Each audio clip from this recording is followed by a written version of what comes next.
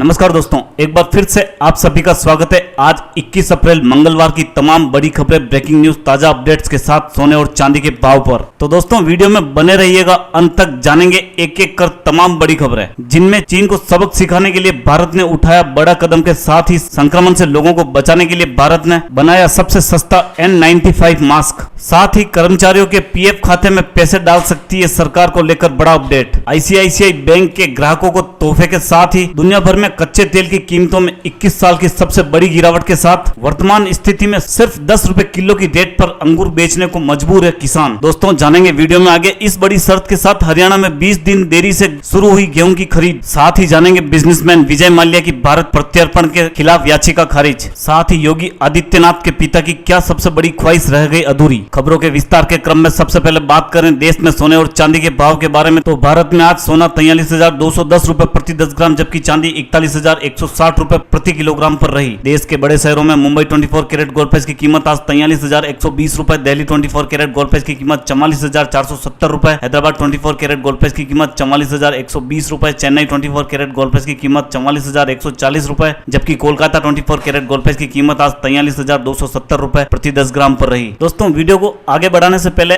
आपसे एक छोटा सा सवाल कि दुनिया भर में फैले संक्रमण की शुरुआत चीन के किस प्रांत और किस शहर से हुई? अगर आप इसका जवाब जानते हैं तो आप हमें कमेंट बॉक्स में लिखकर जरूर बताएं। अगली बड़ी खबर में संक्रमण से लोगों को बचाने के लिए भारत ने बनाया सबसे सस्ता N95 मास्क। संक्रमण की वजह से पूरी दुनिया जूझ रही है। इस काल में सबसे जरूरी है मास्क लगाना। ऐसे बेहतर मास्क मिलना बाजार में बहुत मुश्किल हो रहा है। इसकी वजह से मास्क मांग भी बढ़ी है। मांग बढ़ने से मास्क के दाम आसमान छू रहे हैं। आपकी इसी परेशानी का हल निकाला है IIT दिल्ली के स्टार्टअप ने। इन स्थितियों के बीच दिल्ली IIT के स्टार्टअप ने N95 मास्क बनाया है, जिसकी कीमत केवल 45 रुपए है। यह मास्क बेहद उच्च गुणवत्ता वाला है। दोस्तों अगली बड़ी खबर में जानते हैं किन किन कर्मचारियों के PF खाते में पैसे डाल सकती है सरकार। भारत सरकार इस बात पर विचार कर रही है कि जिन कंपनियों में 100 या इससे कम कर्मचारी हैं, उनमें 15,000 रुपए प्रति माह कमाने वाले कर्मचारियों के राइडर को 90% से घटाकर 60% कर दिया जाए, ताकि अधिक से अधिक कर्मचारी इस दायरे में आ सके। अभी तक यह साफ नहीं हो सका है कि सरकार कर्मचारी और नियोक्ता के योगदान को मिलाकर पूरे 24% का योगदान करेगी या इसमें केवल एक ही हिस्सा देगी। अगर इस स्कीम को लागू किया जाता है तो यह केवल 3 महीने के लिए ही होगा। अगली बड़ी खबर में ICICI बैंक ने ग्राहकों को दिया तोहफा।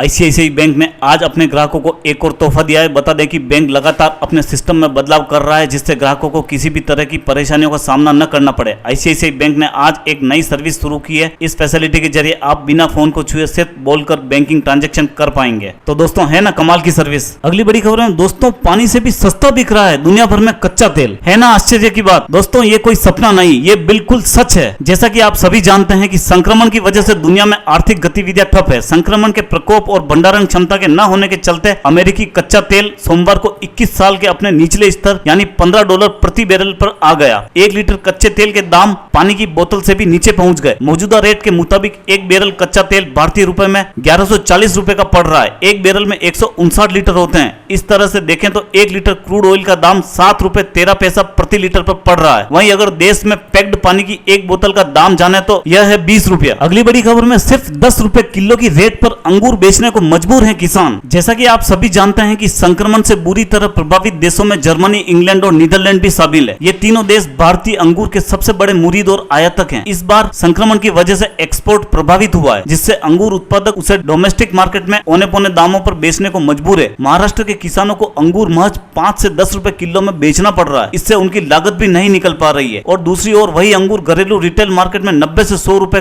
प्रति किलो पर बिक रहा है। अगली बड़ी खबर में इस बड़ी शर्त के साथ हरियाणा में 20 दिन की देरी से शुरू हुई गेहूं की खरीद। हरियाणा की मंडी में सोमवार को 20 अप्रैल से गेहूं की खरीद शुरू हो गई है। मेरी फसल मेरा ब्यौरा पोर्टल पर रजिस्टर्ड किसान अपनी पूरी फसल एक ही बार में मंडी में ला सकते हैं। मंडी में फसल लाने की कोई समय सीमा निर्धारित नहीं की गई है। सोशल डिस्टेंसिंग बनी रहे, इसके लिए संबंधित किसानों को एक दिन पहले ही SMS पर संदेश भेजकर उन्हें मंडी में बुलाया जाएगा। इस बात की जानकारी कृषि एवं किसान कल्याण मंत्री जयप्रकाश दलाल ने दी। अगली बड़ी खबर में बिजनेसमैन विजय माल्या की भारत प्रत्यर्पण के खिलाफ याचिका खारिज। बिजनेसमैन विजय माल्या को ब्रिटिश हाई कोर्ट से बड़ा झटका लगा है। अदालत ने भारत में माल्या के प्रत्यर्पण केस के खिलाफ दाखिल की गई उसकी याचिका को खारिज कर दिया है। माल्या 9,000 करोड़ रुपए की धोखाधड़ी और मनी लॉन्ड्रिंग के मामले में वांछित आरोपी है। पूर्व किंगफिशर एयरलाइंस के प्रमुख 64 वर्षीय माल्या ने इस साल फरवरी में खुद को भारत प्रत्यर्पित किए जाने के खिलाफ इंग्लैंड और वेल्स की हाई कोर्ट में उक्त याचिका दाखिल की थी। अगली बड़ी खबर में देश के 59 जिलों में पिछले 14 दिनों में संक्रमण का एक भी केस नहीं।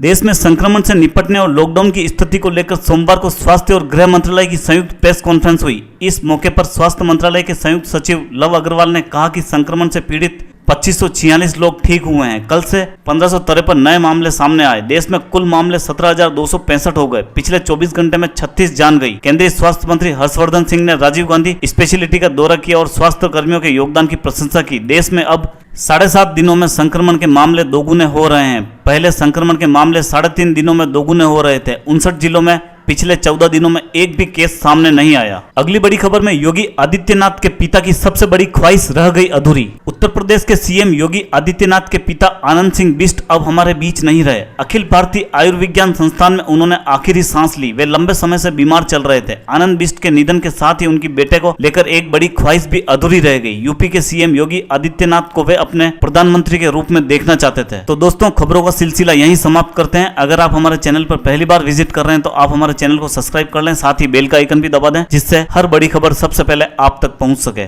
धन्यवाद दोस्तों।